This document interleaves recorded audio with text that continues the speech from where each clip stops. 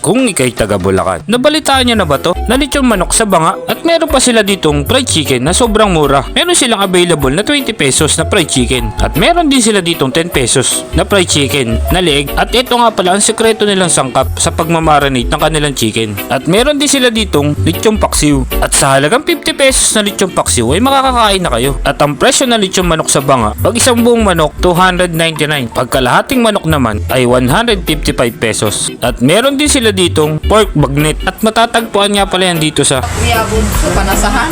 at ito nga pala ang kanilang mga presyo, ang kabuang presyo.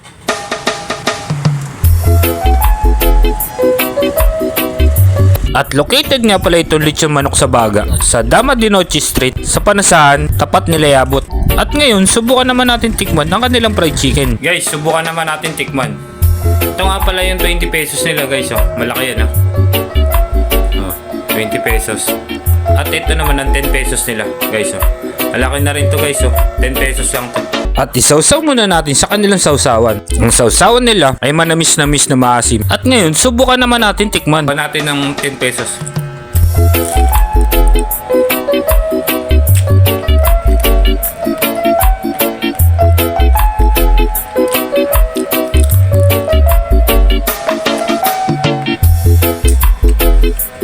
Panalo guys, sa halagang 10 pesos makakain na kayo ng ulam.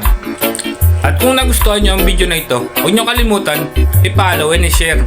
At kung umabot ka naman sa video na ito, pwede ko bang malaman kung taga saan ka? Para nalalaman ko naman kung saan umabot ang video ko. Salamat guys sa suporta ninyo.